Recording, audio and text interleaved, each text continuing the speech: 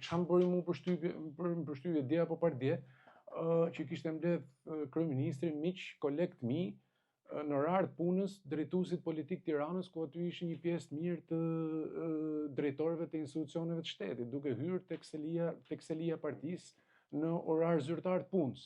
Pra tregu si qartë që s'ka si lloj vije ndarse mes shtetit dhe pushtetit. Ndërkohë që drejtori është aty për të shërbyer në gjatë 8 orarësh të punës paktën socialistit, demokratit, zogristit, ballistit, dreqit etj. Mas atij 8 orësh mund të bëj çfarë doj dhe mund të bëj çfarë do lloj aktiviteti politik se nuk ja ndalon askush. Nuk është zgjidhja tek rasti i Shqipërisë ndryshimi i sistemit. Tek rasti i Shqipërisë problemi kryesor në radhë parë është garantimi i fushës lojës.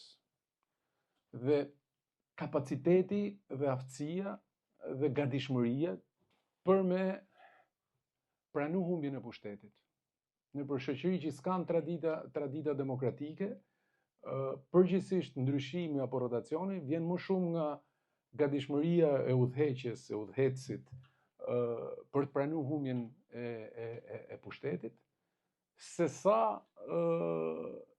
drejt për drejt tek vota e qytetarëve. Pra, ne na duhet për me nda administratën e shtetit nga partia.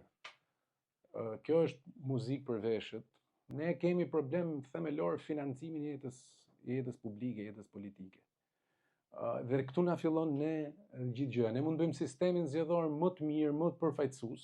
Ne na duhet për me garantu një herë për gjithmonë rregullat e lojës. Ne na duhet me nda mendjen nëse dona me i bë këto punë apo jo. Më thoshte një mik koleg grek që s'di sa vite tha na shkoi tha që i vidhnin votat dhe përdornin administratën kundër njëri tjetrit dhe disa vite mas Juntës tha ndam mendjen që donim edhe më u fut në BE dhe përcaktuam që do ta ndajmë mendjen do ta bëjmë. Pra ne nuk e kena nda ende mendjen.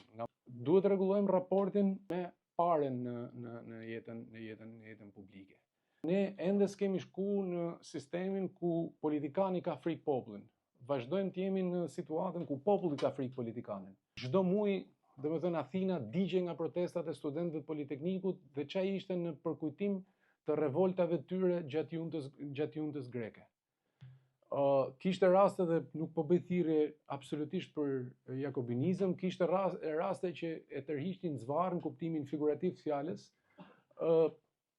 politikanin apo shtetarin nëse mendonin që kishte abuzuar detyrën. Derisa ne të rregullojmë këtë lloj raporti, kam frikë se do vazhdojmë të vuajmë.